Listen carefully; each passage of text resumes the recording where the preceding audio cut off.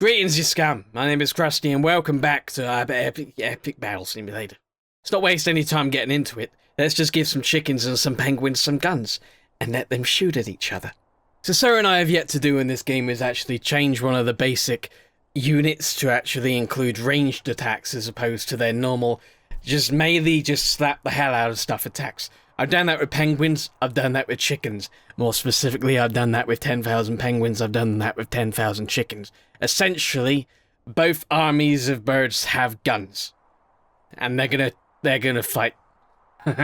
Go! Now this is 10,000 versus 10,000, however there are bullets. I'd imagine there'd be bullets flying all over the place. So it shouldn't take that long to clear out the lands and decide a victor. I'm wondering how close these guys have to get before they actually start shooting at each other. I'm betting on the penguins, but I wanted to do even numbers anyway, just in case, because I thought bullets are bullets. Why are they still doing the melee and why are they still running in close range? You got guns! You open your mouths and bullets come out. Why don't you use that ability? I mean, the penguins are absolutely massacring the chickens, which was totally to be expected if they got close enough. I just thought if they both had long distance, and then bullets were just flying all over the place, then the chickens might stand a bit more of a chance, you know what I mean? But I could be surprised. I could be surprised. You know, some things in life just... you gotta see them to really understand the majesty of them, you know what I mean? War is a horribly ugly thing. But if it can produce so much feathers, then you can make a bunch of pillows, and then you can all go sleepy suits on them. And then you could be buddies afterwards, so is it really that bad? Yes. Yes, it is. The answer is yes. There are bullets flying around every so often, but not nearly as much as I expected and or wanted there to be. I was hoping this would just be an all-out bullet fight, guys. You're just pecking each other to death. It's very disappointing. Consider me very disappointed. The chickens are going down like that. They're not even standing a chance. You lack battle strategy. You know that? You could have stood a chance. Now there is no chance. You're gonna die very, very soon. It's like they're just walking into some kind of grinder. You know what I mean? Like, you know it's gonna mess you up, but they just keep on walking towards it. I mean, there are lots of dead penguins, which is a horrible sentence to mutter, but they're about to win, so. And the penguins have won the war.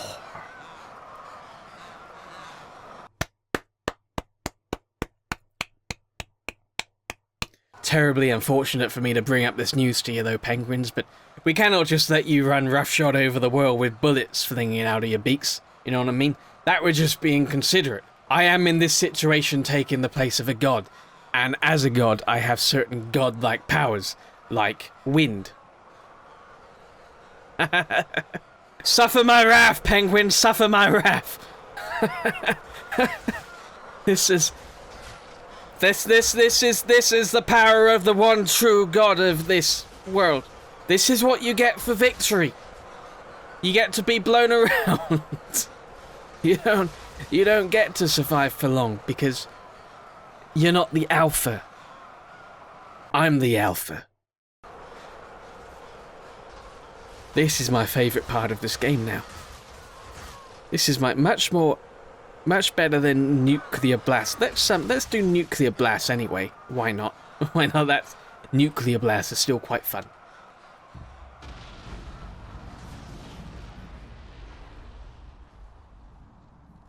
Yeah, you're not making the noises of the penguins now, are you? Had to be done. They were ripe with arrogance.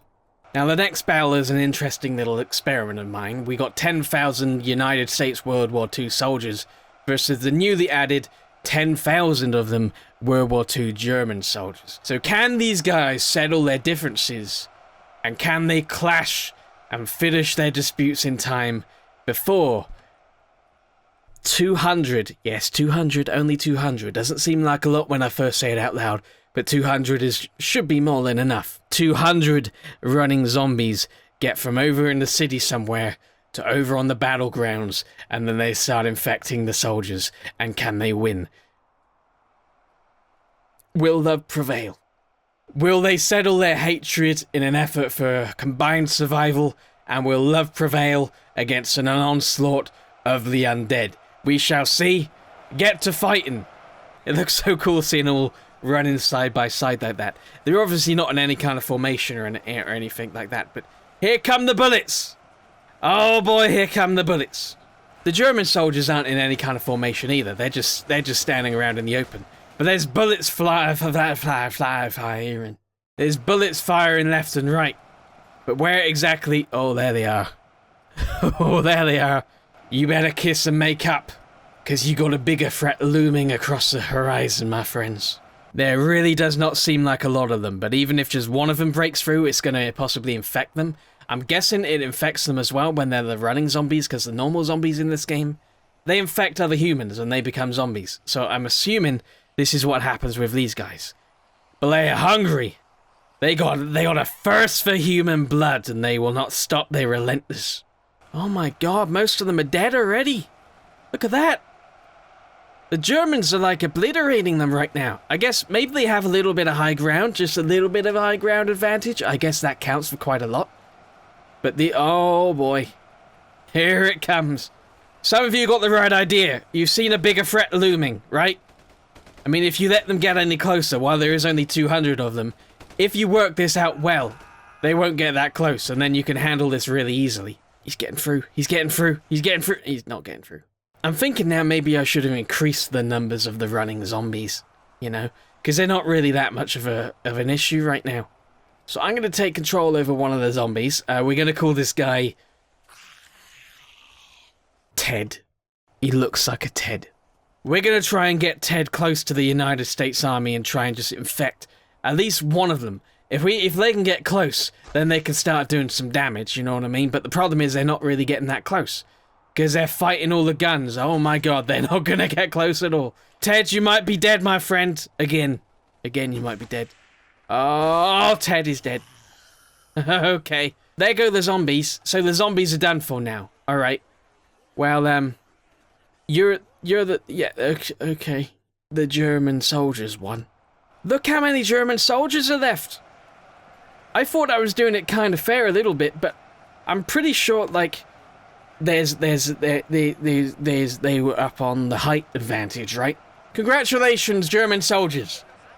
You won this battle, and you were not eaten alive by zombies.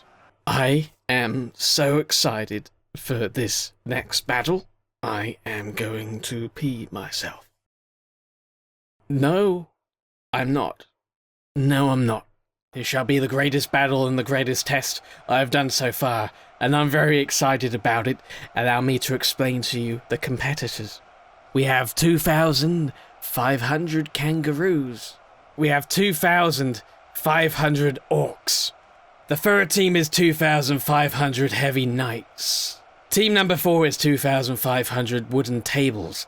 Now, this could be the wild card in the situation. Don't ever underestimate the table.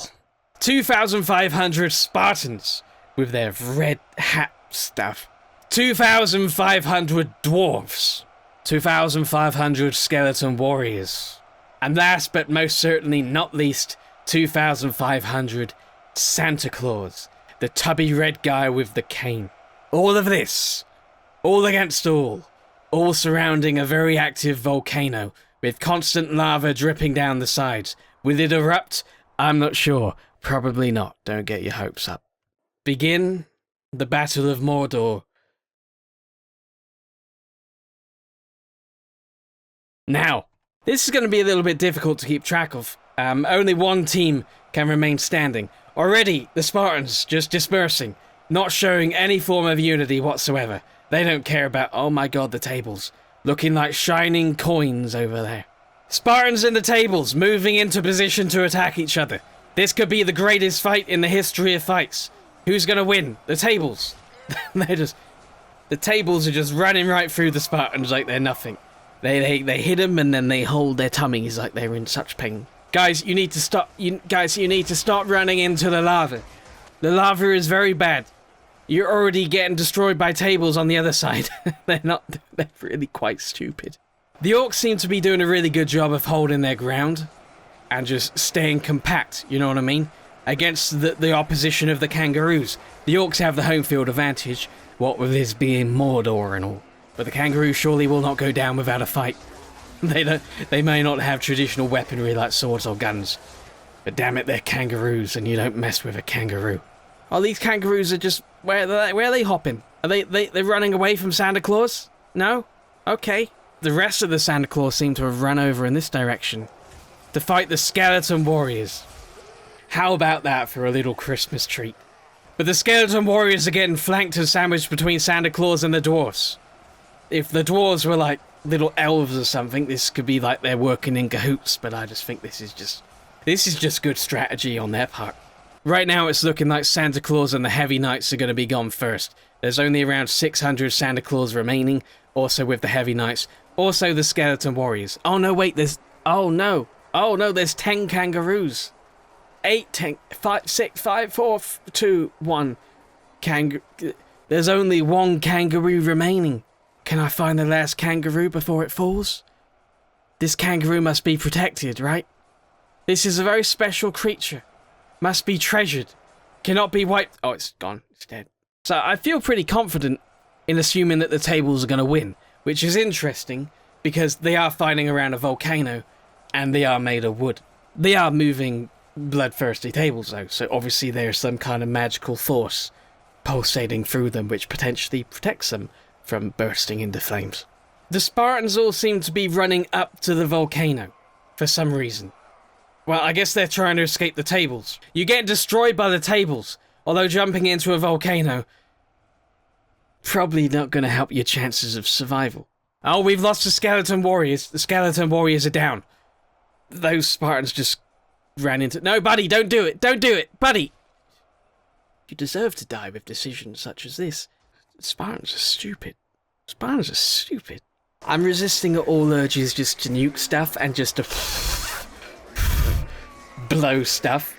You know? I'm resisting the urge to blow. Santa Claus did not stand much of a chance against the furious onslaught of the orcs. We got the dwarves and the Spartans battling it out over the corpses of Santa Claus. Because Santa is dead. Well, there's 2 Santas remaining somewhere. Somewhere in this volcanic world is 2 remaining Santa Clauses. You guys better be careful though. You're fighting and it seems like such fun.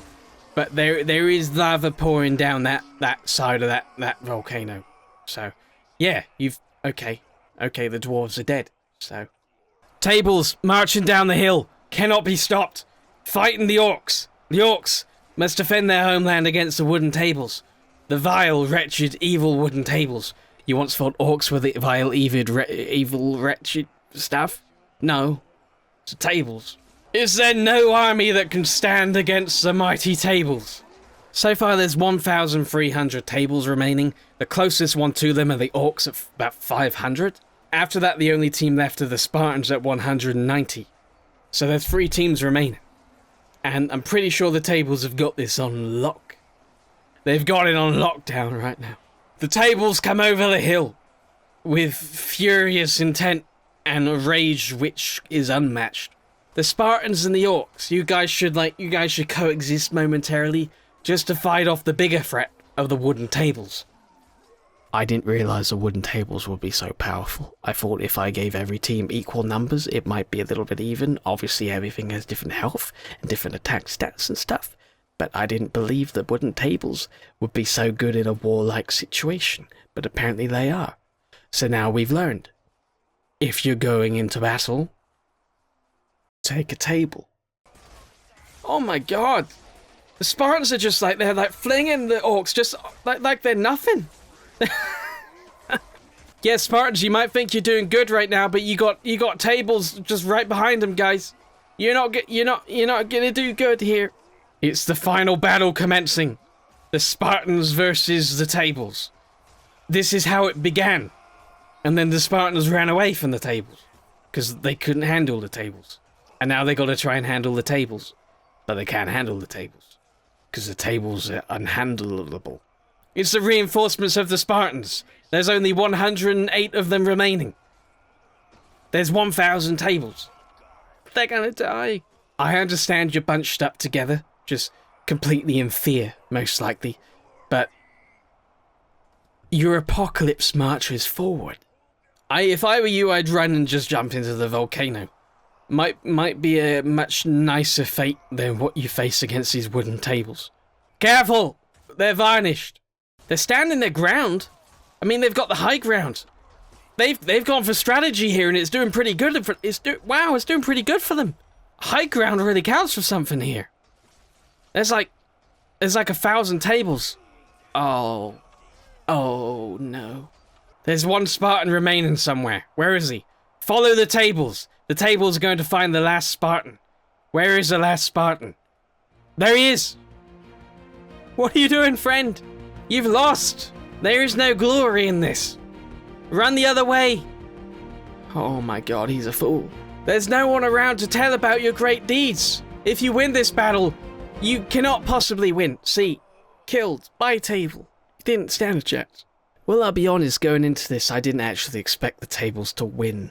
Especially not with such an overwhelming numbers advantage in the end. You know when you walk in a room and you stub your toe on a table and then it doesn't flinch? It just sits there, staring at you. Even though it doesn't have eyes, and you know it doesn't have eyes, but you can feel it staring at you. You can feel a dark presence in the room. That's because the tables... I've said too much. They don't even flinch when I blow Godwind on them. How about that? A nuke will do it, though. Stupid bloody tables. Now everything is dead. Nothing survived, except for me. I am the god of this world. What I say goes stuff. We have found our answers for today, and as such, it is now time for this video to conclude. So I thank you very much for watching, and I'll see each and every one of you in the next video. So long, and farewell, my friends, farewell. May you never anger a table like everybody else has done on this day.